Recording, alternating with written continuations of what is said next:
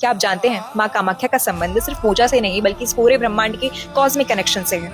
आदि पराशक्ति माँ ललिता त्रिपुर सुंदरी जो इस पूरे ब्रह्मांड की इटर्नल फोर्स है, वही जब इस धरा पर साक्षात उर्वरता यानी फर्टिलिटी बनती है तो माँ कामाख्या कहलाती हैं। असम के नीलांचल पर्वत पर स्थित इस मंदिर में माँ को साक्षात योनि स्वरूप में पूजा जाता है, जो इस पूरे संसार के उत्पत्ति द्वार का प्रतीक है। पर श्री विद्या और तंत्र शास्त्र में माँ का वास्तविक स्वरूप कुछ ऐसा है। यहाँ माँ एक कमल पर विराजमान है जो उत्पन्न हो रहा है नीलकंठ महादेव की नाभि से, रिप्रेजेंटिंग नीलांचल पर्वत, जो स्वयं शव अवस्था में एक सिन्न पर विराजमान है। यह सिन्न भगवान विष्णु का प्रतीक है तो कमल ब्रह्मा जी का, यानी ब्रह्मा विष्णु महेश तीनों त्रिदेव भी आदि शक्ति के बिना निष्क्रिय हैं। शाक्त परंपरा के अनुसार देवी ही इस पूरे अस्तित्व का अल्टीमेट सोर्स है। यहाँ देवी 16 वर्ष की कन्या के रूप में है, जिन्हें षोडशी कहा जाता है, जो रिप्रेजेंट करता है चंद्रमा की 16 कलाएं, a symbol of wholeness and completeness. और इंटरेस्टिंगली ये सिर्फ आकाश तक लिमिटेड नहीं है। जिस तरह चंद्रमा की कलाएं समुद्र में ज्वार भाटे को प्रभावित करती हैं, ठीक उसी तरह ब्रह्मांड का यही कॉस्मिक कनेक्शन हमें स्त्री के शरीर में भी देखने को मिलता है। आयुर्वेद के अनुसार चंद्रमा यानी सोम का संबंध शरीर के रस धातु